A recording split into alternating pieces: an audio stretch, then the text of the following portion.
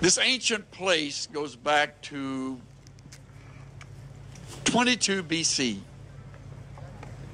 22 BC, it was founded by Herod the Great. It was the seat of the Roman government for 600 years. And Caesarea by the Sea became the favorite residence for what was called then the procurators, governors. One of the more famous ones you would know as Pontius Pilate. It was here he enjoyed a lavish lifestyle.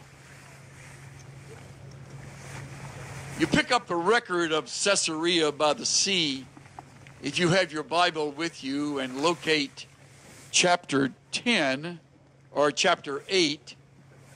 Toward the very end of chapter 8, Philip, one of the original deacons who were named for us in Acts 6, is singled out here in Acts chapter 8. At the very end, he's the one who reaches out to the Ethiopian, remember, who was coming along the way and was interested in what this scroll from the prophet Isaiah meant. And ultimately, Philip spoke to him of the Christ.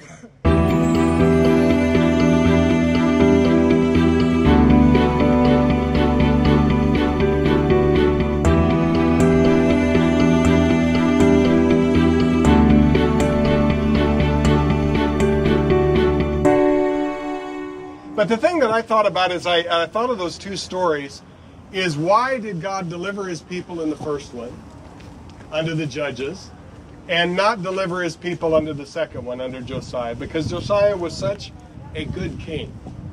And I guess it's one of those things that we don't know the answer to. Sometimes God answers our prayers and God delivers us in the situations that we find ourselves in. Other times he answers our prayers in different ways, we'll put it that way. And it's really hard for us to understand what he's doing. Well, it's been a very nice day. We started off in Caesarea by the Sea, and we actually had a service in the amphitheatre of the old city of Caesarea. Then we came up and went through Meggido, which is an old city just by where Armageddon is. It overlooks the beautiful valley, and now we are at Mount Carmel, where Elijah slew the prophets of Baal. So it's been a very interesting morning, full of history and fantastic scenery. And Sean, I've enjoyed what stuck out for you the most? The messages, especially, and the words of God. Especially, I liked the worship time in the morning and the message in the morning from Pastor Swindoll, and I really enjoyed hearing his thoughts about how the different things, and to talk a little less and to listen a little more and walk a little slower. And have you both been doing that today? Yes, I think so. I think we were trying to. I've talked a little less. And Tilak, is there one moment that's been an important moment to you so far on the trip that's really hit you very hard? Or Funny enough, it was actually at the service. Like Sean, I found it very moving, and it just touched me quite a bit. A lot of the songs that they sang were songs I'd been used to singing in my youth, and I haven't sung them for a little while.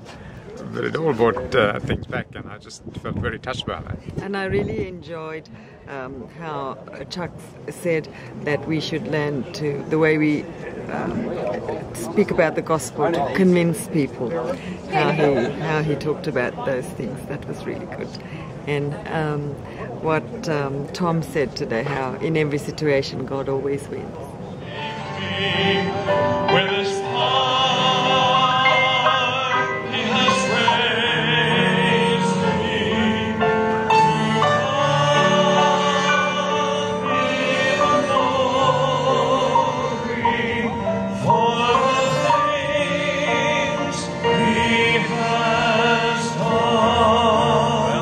end of day 4. It's our first day of touring with the Insight for Living group, and we're glad we had the 3 days beforehand just to chill out a little bit.